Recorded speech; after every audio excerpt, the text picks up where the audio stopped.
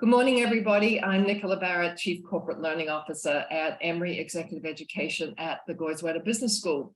Thank you for joining us today for our Business Over Breakfast. Hope all of those of you who went trick-or-treating had a fun time. Certainly here in Atlanta, it was wet in the morning, but it dried up. So I saw lots of families out looking for candy. So hope you all enjoyed that. Today, we are going to continue our conversation on resilience. Leaders and their organizations face an environment of accelerating change, frequent disruptions, rampant uncertainty. You've heard all of this before. And new leadership capabilities are really needed to not only survive, but thrive in what some people are calling a whitewater environment. Faced with disruptions and uncertainty, leaders have a choice. Do we want to be captives, victims of circumstances and the mercy of others? Or do we want to be captains, leaders prepared to take charge, enable the organization, and confidently and successfully steer it to its destination? Today, I'm pleased to have Jay Weiser, Principal and Founder at Jay Weiser Consulting and a Goizueta MBA alum, leading today's session. Jay, like us, believes that leaders need a new set of capabilities to succeed in this turbulent environment. And he has developed a leadership capability framework called the Five Leadership Superpowers to address this very need.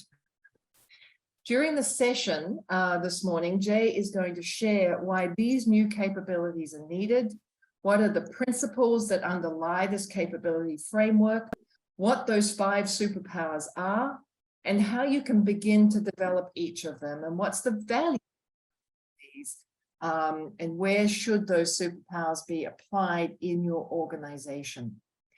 Jay's going to spend about the first 30 to 35 minutes exploring how we might develop these superpowers, and then that's going to be followed by 10 to 15 minutes of Q&A. And of course, we invite you to put your questions in the Q&A box at the bottom of the Zoom screen or in the chat, and we'll monitor those along the way. One last thing, we have received feedback that we haven't shared information on how to enable closed captions during these sessions. It certainly wasn't our intent to make it difficult for people to participate in these sessions. So we have enabled live transcription, closed captioning, and if you need any help with the closed captions during the session, please put that in the chat, and we will try and assist you during the session. Enjoy your time with Jay this morning, and I look forward to continuing our conversations with you on November 17th. Ready to be a captain, Jay? Yes, sir. Yes, ma'am.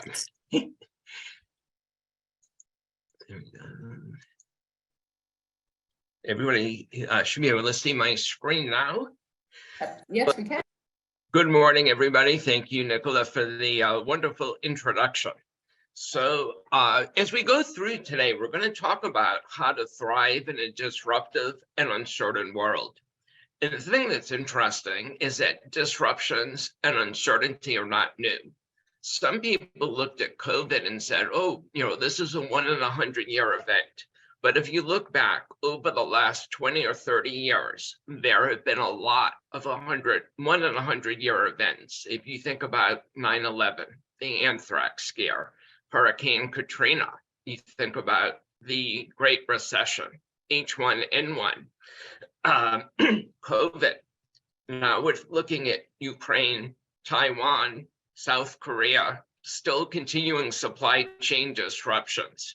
And that's not even counting disruptions in your own markets, in your own industry, from innovation, technology change, new business models. So the world is rampant with disruptions and uncertainty. The one thing that's really interesting, despite all of our practice with this, companies and leadership teams continue to be caught off guard and unprepared. And when they're caught off guard and unprepared, these organizations are brittle and they tend, it's kind of like a house of cards. You blow a little bit of wind on it, everything falls over. So that brittleness is not something that we want to continue. So I want to share a very quick video that will give you some sense of disruption.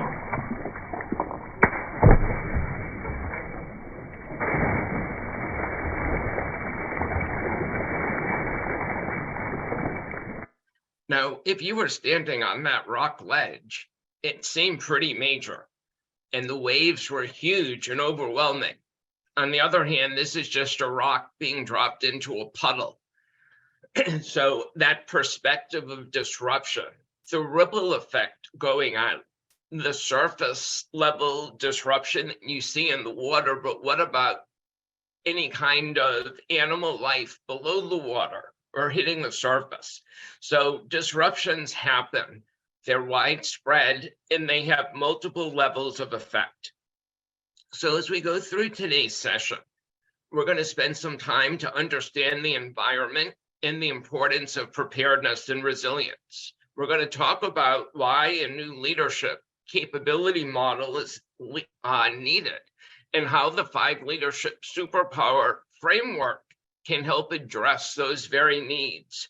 We're going to talk about the business case for why companies and leaders individually, collectively should be investing and taking time to build the superpowers. And lastly, we'll talk about where they can be applied, where they should be applied, and how to start. So I want to go and find out a little bit more about what everyone thinks in this process. So we're going to have a couple of polls. If we can pull up the first poll.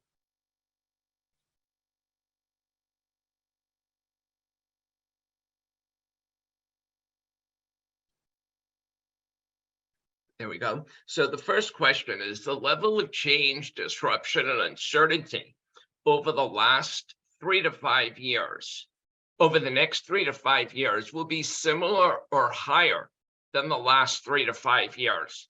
So let's just do the first poll. And if you would choose one, strongly disagree, disagree, neither, agree nor disagree, agree or strongly agree. So you're looking at the next 3 to 5 years, will the disruption be similar or higher? And whether or not you agree or disagree with that statement. So I'll give you 20, 30 seconds to answer that. And then if we can share the results.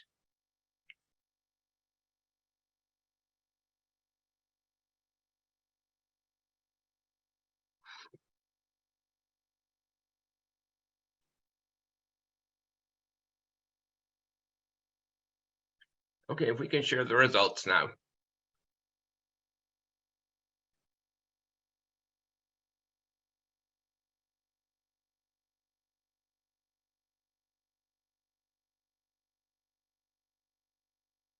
All right, I'm seeing something in chat that there's a need to answer all the questions. So let me go through these then. So we talked about the first question. The second question is my organization is most concerned with these particular issues that are listed below. There are ecosystem issues like customers, competitors, or partners, economic issues like inflation, recession, interest rates, geopolitical issues like Ukraine, Taiwan, Russia, China, or other areas, labor and talent issues, or all of the above. And next, my organization is prepared and ready for the future as it reasonably should be. And you can, again, there strongly disagree, disagree, neither disagree nor agree, agree or strongly agree. So let's, we'll give you guys a little more time to answer all three, and then we'll go through the results.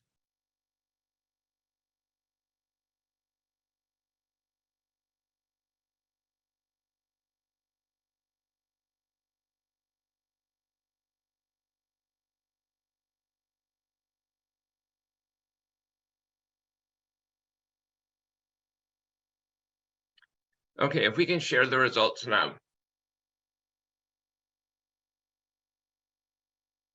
All right, so in the first case, the level of change, disruption, and uncertainty over the next 3 to 5 years will be similar or higher.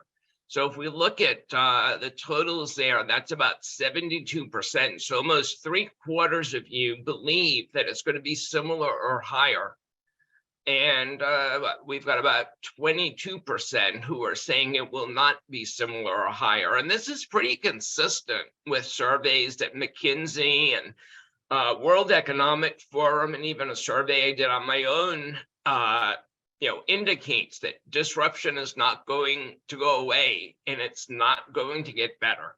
So let's look at question number 2 at the results.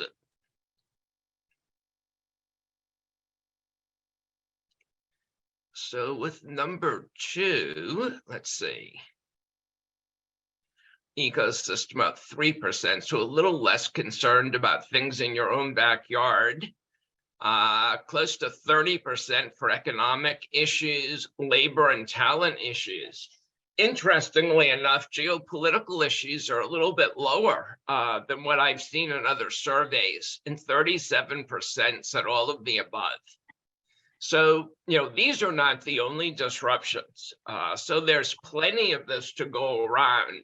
And there's also the things we don't see, in terms of what's going on in our organization, what's going on in our community. We didn't talk about things like sustainability, governance, politics here. So a number of different factors. So if we go to the last question, my organization is prepared and ready for the future. So let's see, we've got about 47% who say strongly agree, 34% who say agree, 27% in the middle. So it's almost a third. So there is still room to improve. So I'm going to hold there. If we can go back later on when I call for the poll for questions 4 and 5, we can do that then. But if we can close that now, that would be great.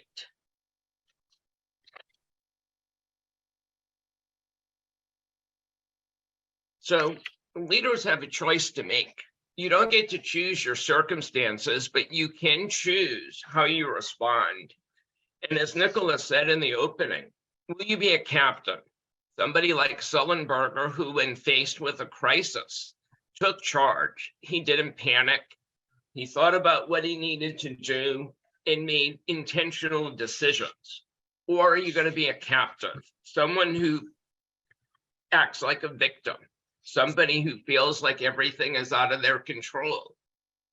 So I think that's very important for folks to understand, that having that decision, being able to take charge, growth mindset, that there is something you can do about it, there are things to learn, is very important. Now, I think one of the things that I was reading recently in the World Economic Forum, in the following quote, both near and long-term future of companies will be defined by their capacity of these institutions to weather shocks, which are occurring at a frequency and severity perhaps never seen before. So there are a couple of changes that executives need to be thinking about and making as you face disruptions. The first one is to see, think, and do differently, looking at things from different perspectives, looking at things up close, zooming in and zooming out. I'm going to just share a picture here. And if anybody, you can put this in the chat. If you see any wildlife in the picture, I'll give you about 10-15 seconds to take a look at that and see if anybody sees anything. Put that in the chat and let me know.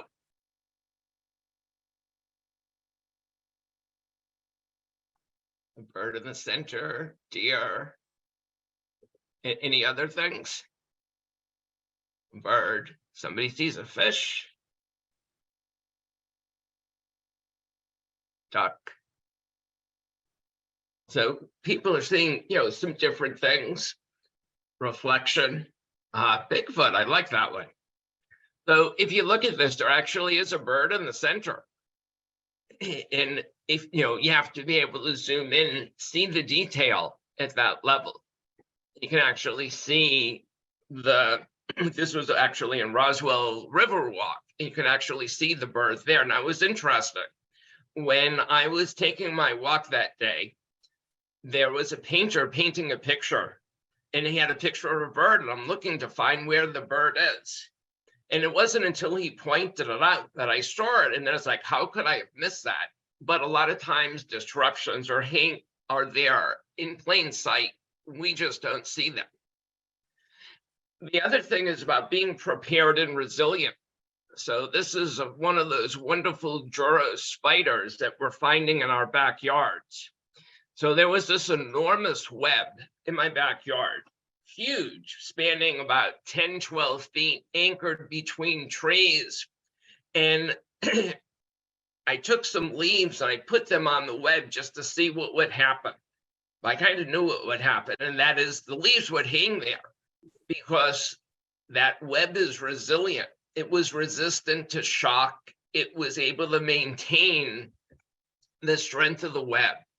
And because the spider had prepared for what was going on. But if we think about our companies, can we take disruptions of that size, interruptions, a competitor move, or things like that?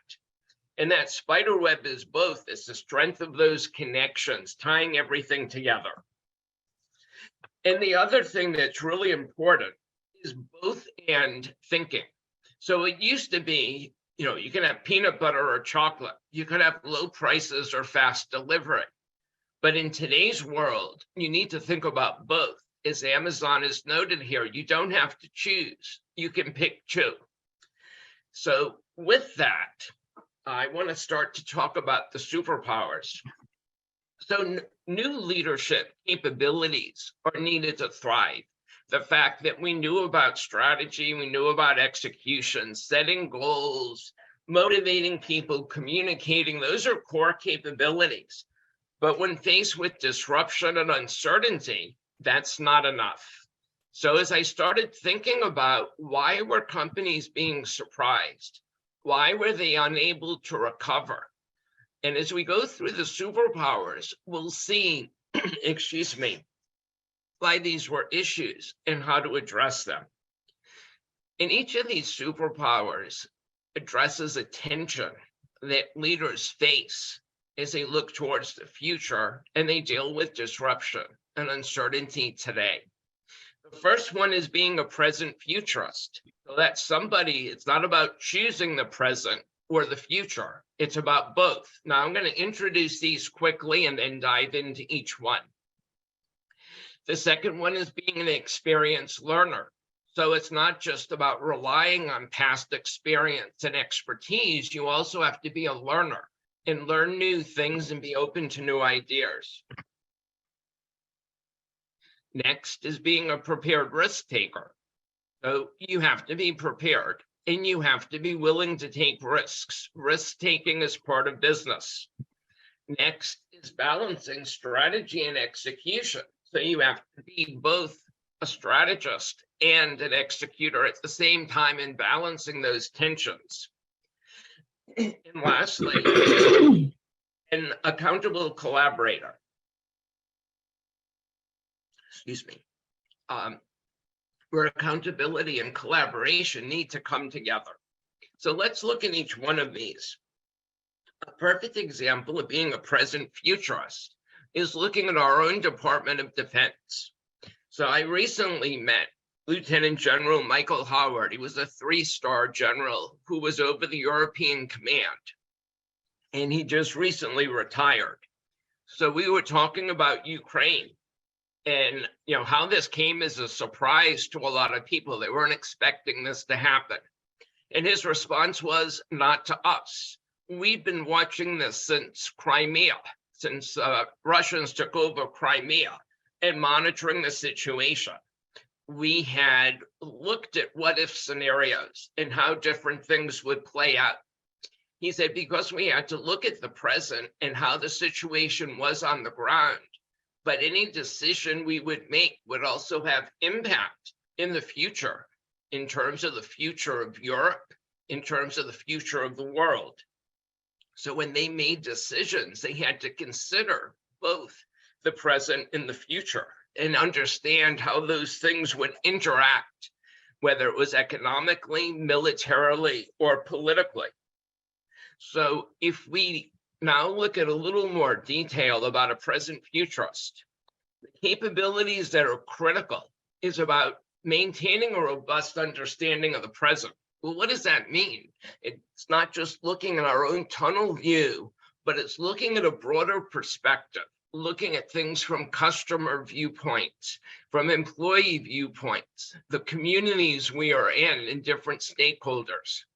It's about thinking about the future, reimagining what that might look like, looking at trends, anticipating the impacts of those trends and things that can happen. It's about having a vision, envisioning what that desired future state is going to be. What direction are we heading in? And it's being able to take each of those pieces of information and integrating that to inform decisions. Now, if you're a present futurist, you're going to be better at anticipating the future. You're going to be surprised less often, because very often when we talk about things being uncertain, there are things that we can find out, that we can look at to reduce that uncertainty, and we make better decisions. So let's talk about being an experienced learner. So we probably all have that yellow and blue can, WD-40. It's a little bit like duct tape for the rest of us. Now, what's interesting is understanding the name WD-40. WD stands for water displacement. The number 40 was the 40th attempt at this formula that actually worked for what they were trying to do. Now, one could say they failed 39 times, but in WD-40's world, they don't talk about failure. They talk about learning moments. And if you think about the word fail, F-A-I-L, I was talking with their former CEO, Gary Ridge, pictured in the left-hand corner. And he said, do you know what fail means? And I had to pause for a minute. And he said, first attempt in learning. So if we approach failures as learning opportunities, and that was really part of their culture, people don't get punished for a learning opportunity as long as they learn from it and don't repeat it. But learning moments are actually celebrated because that helps them advance into the future. And Gary noted that, when people are learning, that failure or fear of failure, if that's something your organization has, actually acts as a disabler. And this maniac pledge that everyone in the organization takes is about your responsibility to learn, to ask questions, not to wait to be told. So that's a big part of their culture. If you go to WD40.com, there's a lot on their website specifically talking about their culture.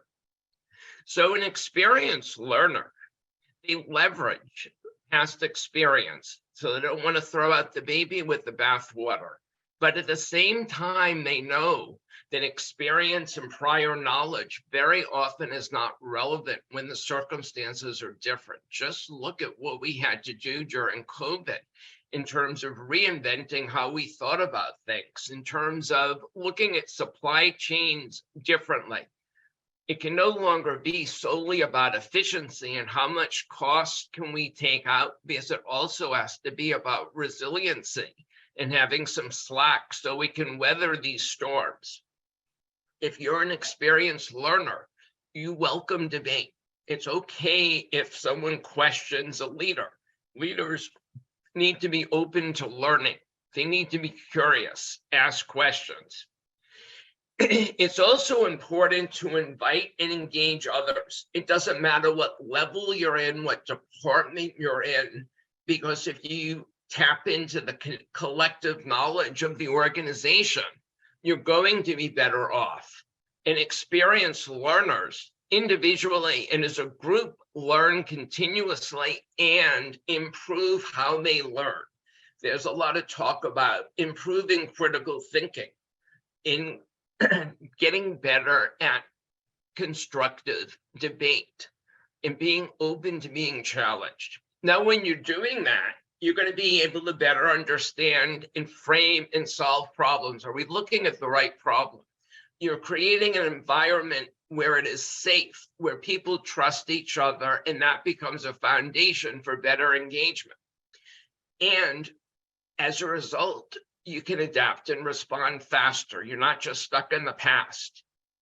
And novel challenges, disruptions, and uncertainty can be embraced instead of feared. Because as Gary Rich said, that fear can be a disabler. It can freeze you and prevent you from addressing these issues. Next is being an experienced risk taker. We're all familiar with the story of US Air Flight 1549. On that, I believe it was in the afternoon, Captain Sullenberger and Jeffrey Skiles, as first officer, took off with 150 people from LaGuardia. During their short flight, which lasted less than 3.5 minutes, as they ascended, all of a sudden, both engines had bird strikes and the engines flared out. Now, Sullenberger was not frozen in fear. I'm sure he said, oh, and you can fill in the blank, but he quickly realized that he had to make decisions. He had to take charge. He couldn't say, oh my God, we're going to die, and freeze up. And he had to look at his background, how he had been prepared. No, they hadn't been trained in that particular incident. But as they thought about, what the capabilities of the plane was, the training they had been thinking about where they could and could not go, he thought back to something he hadn't done in a long time. And that was play with gliders as a child. And he thought to himself, the plane could act as a glider. And as he made his decision to put down in the Hudson, he chose the Hudson specifically because he knew he couldn't reach other airports. He knew in setting down in the water, if done properly, the plane would float. He chose the Hudson because on both sides of the shore, there were boats, there were ferries that could quickly converge on the plane and rescue the passengers. And he knew he was taking a risk in terms of putting the plane down in the water. If it didn't land level, if it went at too much of an angle, everybody would be underwater. So he had to take that risk. But because of how he had prepared, he said, this is going to be the best outcome. And all the passengers were saved. And that's pretty miraculous, considering that he and the co-pilot had never worked together before. So a prepared risk taker, what do? I think first and foremost, they are more aware of their risks. So it's not just, you have to look at risk in different places. You have to look at where it's coming from. What impact is it going to have? And looking at risks in the same way you look at assets in terms of a portfolio, there are risks at various levels. We've talked about macro level, ecosystem, risks in the company, risks coming from competitors, and looking at that together to say, what can we do? It's about increasing preparedness. Now, preparedness comes in many forms, and some people say, oh, that costs a lot of money, that's too involved. But if we think about it in our own worlds, I'm sure most of us have smoke detectors, fire extinguishers. Maybe we have a plan if we have children for if there's a fire, how do we get out of the house? How do we get in touch with each other? Those are basic things. Do we do the basic things in our own company where we can be better prepared? So I'll be the first to say nobody could have been prepared for COVID, but we could have been better prepared for disruptions in general. When you're a prepared risk taker, you can make faster, risk-informed decisions and take action. Because that taking of action is really important, because when you do nothing, people sometimes assume, oh, if we don't take any risk, we'll be fine. Well, not taking a risk very often can be riskier than actually acting on something. So when you think about how does that impact us? Well, you score points when you play offense, not when you play defense. So the companies that are stuck playing defense, trying to dig themselves out, cannot compete. Well, if you're prepared, you can. If you're prepared and resilient, you can absorb the shock, respond, recover quickly, and accelerate forward. As a result, you're dampening your downside risk. You're not hurt as much. And because you recover faster, you're in a position to change that risk into an opportunity or pounce on a new opportunity. And you're actually decreasing your risk. Now, you can never eliminate the risks, but you can limit that. Fourth is being a strategic executor. Our hometown airline, Delta, is a great example of that. Ed Bastian, the CEO, has been written about in numerous articles in national publications. Delta was recently named one of the most respected companies and certainly the most respected airline. Now, it's interesting, within, I guess, about 30 days of COVID, Delta lost 95% of their business. Other airlines started terminating people, laying people off. Communications were poor. Ed Bastian, within the first couple of weeks of COVID, came out in an announcement to employees. He said 3 things. Number one is in protecting our passengers and our customers and making sure they're safe. Principle number 1. Principle number 2 was we need to protect our cash. And principle number 3, which really differentiated Delta from the rest of the airline industry, is we need to protect our future. So it's not just about thinking short term, because Bastian knew that if he didn't protect Delta's future, the decisions that other airlines were making about terminating large numbers of people, that when things turned around, Delta would not be in a position, or those airlines would not be in a position to succeed. So they offered early retirement. Instead of terminating people, they furloughed people. They protected passengers by blocking the middle seat longer than other airlines did. About a year into the pandemic, the following January, Bastian sent a letter to all employees. And he said, you know, when we talked about this earlier in the year, we said we've never been through a pandemic before. He said, well, we've never come out of one before either. And we're going to need to figure this out as a team together. And he again said, we're not going to issue our normal flight plan, their strategic plan, because the environment was so unpredictable and disruptions were abound. And he said, we're going to stick to those same principles. And as the year unfolded and travel's demand started to increase, Delta was one of the first airlines to bounce back. When they did, they still had strong employee engagement, strong customer satisfaction, and did a lot better than a lot of other airlines. Now, of course, since then, they've had some of the same system issues that other airlines have had. But compared to the others, Delta has done so much better. So what does a strategic executor do? Well, first of all, they don't look at strategy and execution as two separate things. They know they're linked, and you can't talk about strategy without execution. That's just a dream. And you can't do execution without strategy, because that's a lot of busyness, a lot of activity without direction. So you have to talk about both of these together. Like Ed Bastian did. Before you make short-term decisions, you have to think about the long-term implications. You don't want to cut off your nose to spite your face. And when you make strategic decisions, you have to make sure that operationally you are in a position to execute them or build the capabilities to do so. You want to make sure that those two pieces are aligned. In a disruptive and uncertain environment, you need to be able to adapt and change with that environment. Now, if you're doing that, you're able to maintain a focus on strategy even during crises. You're balancing the short and long-term needs of the organization.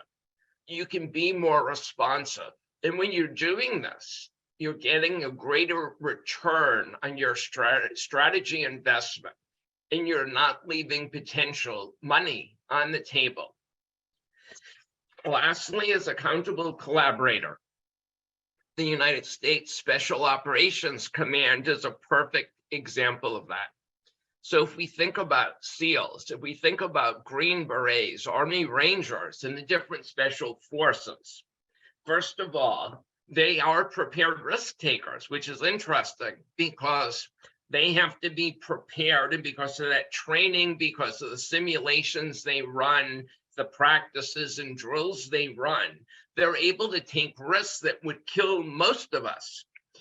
Now, they also work as a team. There are not heroes individually. It's the team that's the hero. The team works together. They own the mission. The focus is on the outcome that they're tasked with achieving, not different activities. So the team is accountable for the outcome. It can't be achieved unless they work together across different service lines. It's about having the right people with the right capabilities on that team. When I spoke with Lieutenant General Howard, he said most of these teams are mixed across the service lines. You might have the Army on the ground. You might have a fighter coming off of a Navy ship that's providing air cover. You might have an Air Force helicopter or Army helicopter bringing troops in. So all the different groups are working together on one team. And they're accountable to each other for fulfilling their roles, and they support each other in doing that. So that's a way of pulling that together. So an accountable collaborator collaborates across boundaries, and because of that, they're able to solve complex challenges. We talked about focusing the team on outcomes, not activities. But what is the outcome? What is the result that they're responsible and accountable for achieving? They support each other and they hold each other accountable for their roles. And here's the interesting part. They form fluid, fit-for-purpose teams. So like the special forces, that team comes together for a specific purpose, a specific mission with the right people for that mission. When there's another mission, it might be different people with different skills fit for that purpose. And it's the same thing within our businesses, where we putting in our organizations, putting together the right people on the right team to work together. And the outcome is they're able to deal with disruption and uncertainty much better. You have ownership and engagement around that. Barriers get removed and they perform better together. So tying that all together, leaders are proficient, or ideally leaders are proficient in 2 to 3. You're not going to be proficient in all. You don't need to be, but your team needs to have all 5 superpowers.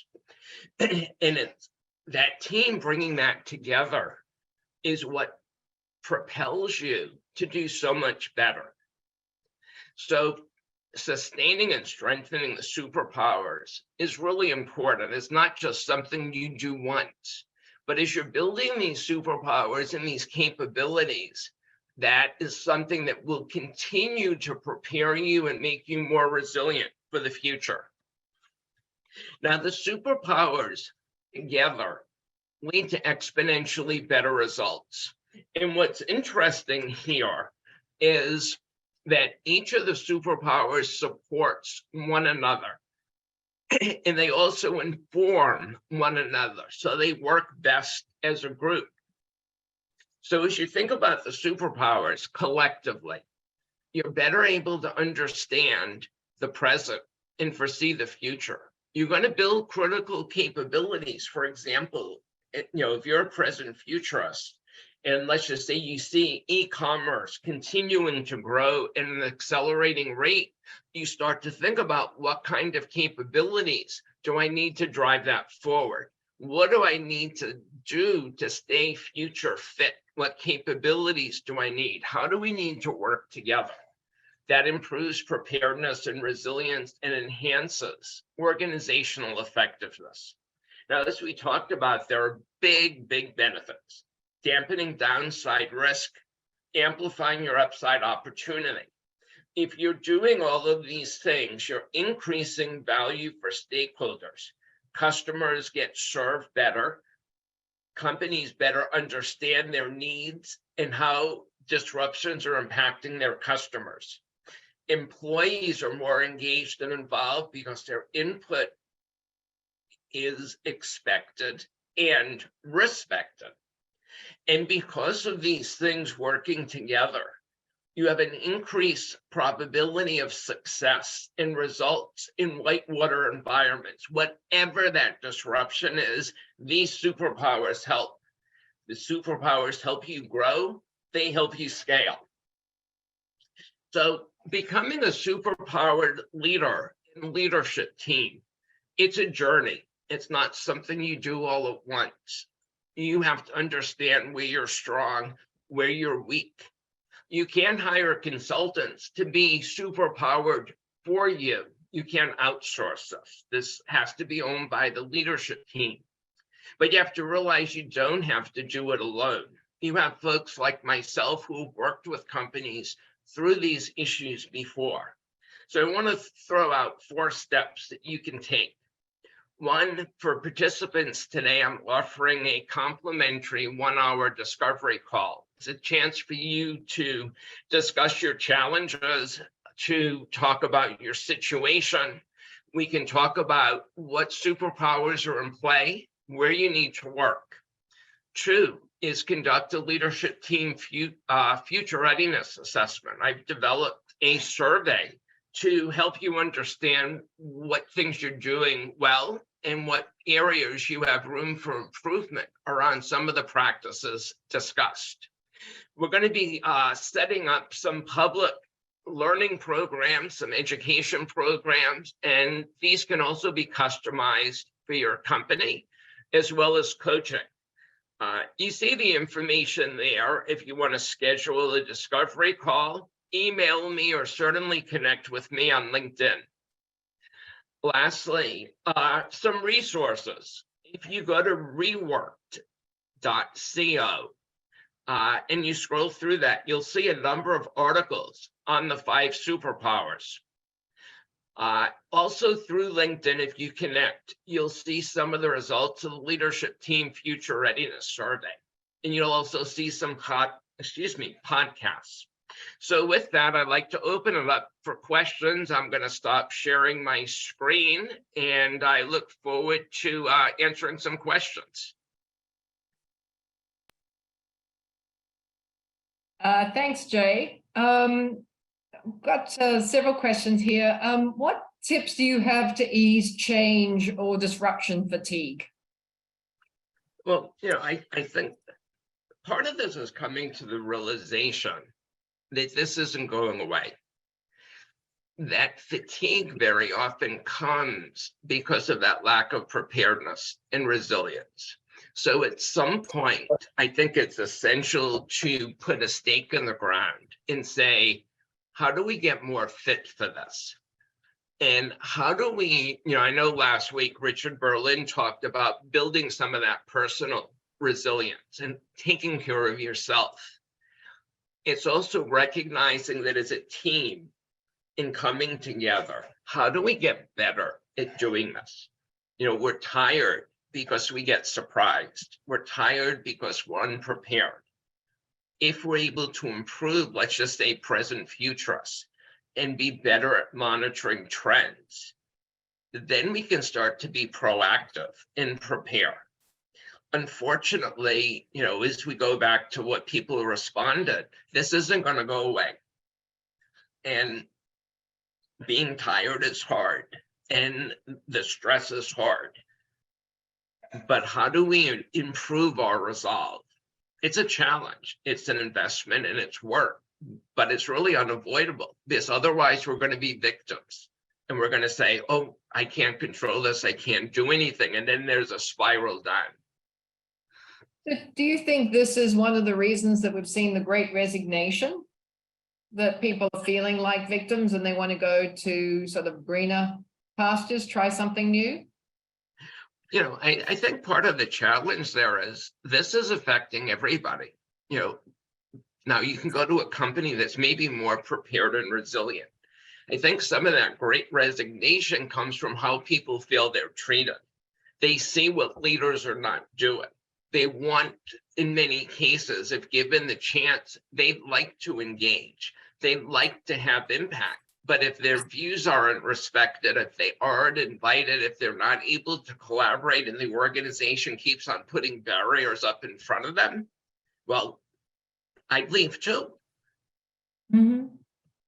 So we've got a question from David saying, would you recommend that each leader get proficient in all of the superpowers, or does it work if each leader on a team focuses on becoming proficient in one or maybe two superpowers? Yeah, so I don't think it's realistic for someone to be proficient in all five. I think, you know, based on your own attributes, based on the role you have on the team, which ones are most important? Which ones are you stronger at? And I think collectively, the team needs ultimately to be proficient in all five. They might not be today, but that's what they should be striving towards. If I think about myself, and I think about the five superpowers, my strongest two or three would be experienced learner, probably followed by strategic executor and prepared risk taker. I'm probably not the best person to be thinking about the future, but I'd want somebody on my team who was. I'd want somebody on my team who can help with that collaboration. I understand the benefits of it. I understand accountability is important, but that's not my strength. Mm-hmm. So we have another question from another David. It's one thing for the leaders of the company to understand and embrace these principles, but what about getting the rest of the organization on board?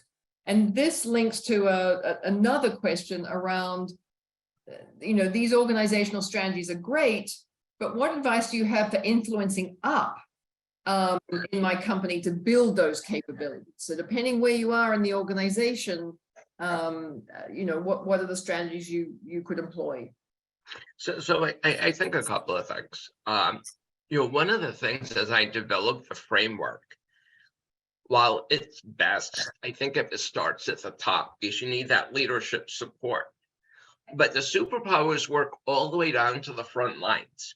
So Publix was a former client of mine a number of years back. And I kind of said, well, would the superpowers be relevant to, say, frontline staff, the cashiers, the customer service people? And being an experienced learner certainly is critical because things are changing. They need to keep their skills up based on what those capabilities are. That team at Publix needs to work together. They're accountable collaborators. So there are elements that push all the way down. Now, your question also was, how do you build that up? So you can look at the superpowers in your own corner of the world. You could be on a project team. You could be in a function. And by virtue of you working on these superpowers, you might be the head of the department with your team. You're going to improve that team's performance. And as leaders see these pockets improving performance, as your peers see you improving performance, they're going to go, well, how are you doing that? How can I do that? So I think it can spread from the inside out. It's a little bit tougher, but I think that can, you know, be a way to start and to be able to demonstrate how the superpowers can kind of turbocharge your performance and organization. Thank you. We've got another question. Oh, I just lost it. Here we are. A lot of these leadership principles require teams to function really well. Curious if you've got any approaches to building that team-based capability to be able to build those superpowers and then execute on them. So the whole issue with team dynamics is not something specific to the superpowers. I think it comes back to, I think Pat Lencioni, the 5 dysfunctions of teams, provides a great framework for how you go about doing that. And he talks about the 5 different levels, and I'm probably going to mess them up right now, but one is about having an environment that's open for constructive conflict, where issues can be put on the table, they can be discussed, where it's an environment of trust that, you think back to the SEALs, we're focused on outcomes, not activities. We're looking at what's best for the company, not what's best for me. Because if I'm focused on me, that's always going to detract from the team. So I think it's having clarity around goals, the direction you're taking, having that alignment. So it's not specific to the superpowers. It goes back to, core things: respect, trust, transparency, open communications, clarity about where you're going. And that helps that team come together, because it really is. I often said to clients, strategy is a team sport. You can't do it by yourself. It's about the organization working together, and that's when you get the best performance. Mm-hmm. Thank you. Tony asks, how do you go about sharing ideas or information if you're locked out of the team that focuses on the future? I think there it's about taking initiative. I think it's about reaching out to various leaders. And again, that's where that openness is important. That you don't have to or a leader should be saying you don't have to be on the team. If you have an idea, bring it up. Mm-hmm. Back in my days when I was with a firm called Palladium, and it was started by Kaplan and Norton, a balanced scorecard, strategy, execution vein. They talked about making strategy everybody's job. Everybody had a role to contribute and a role to play. And if you're open, if leaders are okay being challenged, if leaders are okay with having that debate, that's where you have the opportunity.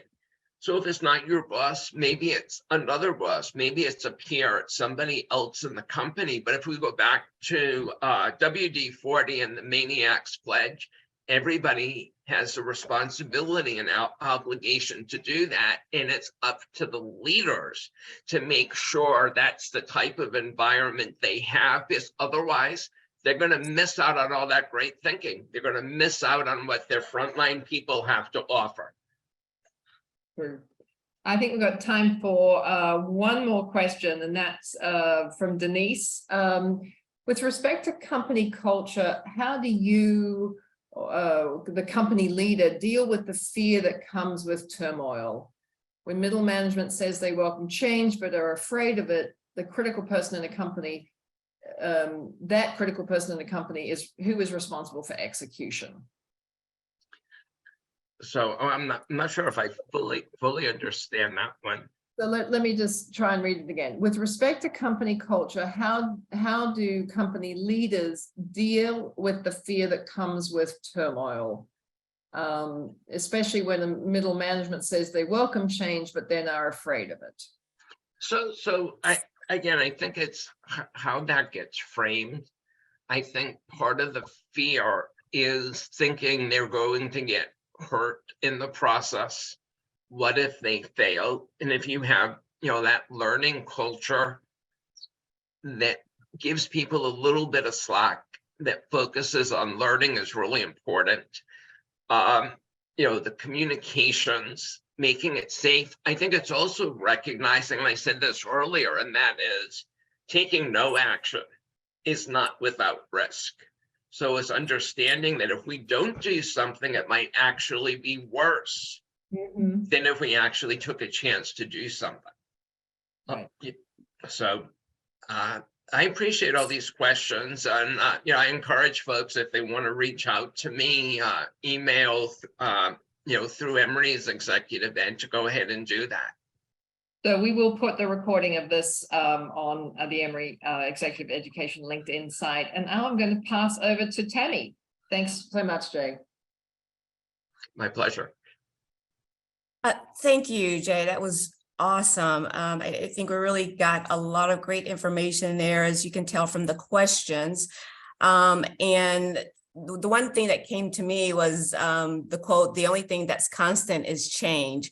And it's how do we adapt to the change? How do we make decisions and uncertainty in this environment? So thank you for all of the helpful tips on helping us to understand how to predict change, how to respond to it, and how to use our superpowers, not only for ourselves, but for our teams. So thank you very much for sharing all of that with us today. So I just want to close out by sharing some information about some programs that we have in our executive education open enrollment courses. On November the 17th, these are upcoming webinars or sessions. So on November the 17th, join this interactive session to learn from Liz Chilla and Danielle Rubenstein. They are our senior directors of graduate career management here at Goizueta School of Business in our Graduate Career Management Center. They're going to share about how to intentionally design your career journey. So join us on November the 17th for that, to rethink your career and how to take charge. On December the 1st, we will come back again with building a diverse pipeline of talent. So we're really focused on these next two sessions regarding talent, specifically you as an individual, and then how to build a pipeline of talent for your organization. And then our very last webinar for the year on December the 15th, it's going to be a year in the review. We're going to talk about the impact on our work and our lives. We're going to have a panel discussion with a couple of individuals who's going to share their perspectives on the year in review. So join us for December the 15th for that panel. So now wanted to talk to you about some executive education courses that you can take advantage of. On November the 16th and 17th, we will be having a course on leading and inspiring change. So if you've enjoyed these last two sessions, the one with Richard Berlin that was focused on resilience, and this one today with Jay, we encourage you to attend Leading Inspiring Change. This is a 2-day course where you will be given a framework and tools and strategies and how to navigate change during disruptions and times, how to gain buy-in and support from stakeholders. So we welcome you to join this session. Richard is actually one of the faculty who's going to be presenting during this course. On December the 13th and December the 12th and 13th, executive decision making. So this course will provide you with the insights into the psychology, sociology of decision making. So it kind of goes into that whole resilience. We're building resilience for you, and then this course will help you to make decisions again in such uncertain times.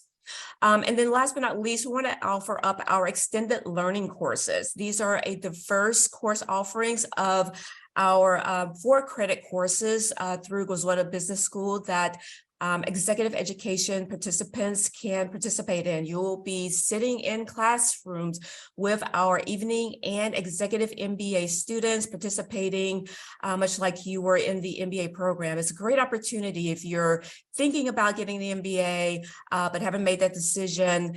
You can come and take a MBA course through executive education to really see if an Emory MBA may be a good fit for you.